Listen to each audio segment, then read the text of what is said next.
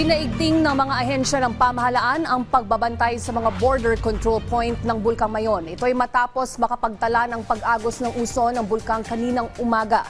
Yan ang ulat ni Gary Carillo ng Radyo Pilipinas, Albay. Muling nabahala ang mga residente sa Albay matapos maganap kaninang umaga ang pag-agos ng pyroclastic density current o uson sa miisi galing ng Bulkang Mayon. Dahil dito, mahigpit ang pagbabantay ng mga tauhan ng Philippine National Police at Philippine Army sa mga border control point ng Bulkang Mayon para matiyak na walang makakapasok sa loob ng 6-kilometer permanent danger zone ng bulkan. Pinag-aaralan na rin ng Albay Public Safety and Emergency Management Office o APSEMO ang mga hakbang na gagawin sa mga bumabang volcanic materials.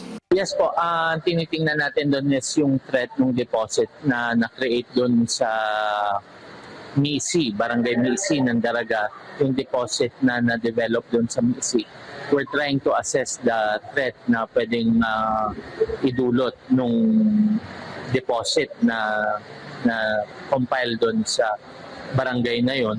So we are thinking of other ways. Samantala, sanipuwersa rin ng Philippine Coast Guard, Philippine Army at pamahalaang panlalawigan ng Sorsogon sa pamamahagi ng tulong sa mga naapektuhang residente sa Kamalig, Albay dahil sa naganap na ashfall mula sa Bulkang Mayon. Aabot sa higit 1,000 pamilya ang tumanggap ng food packs mula sa Sorsogon. Lubos naman ang pasasalamat ng ilang evacuees dahil sa inilatag na medical station ng Department of Health.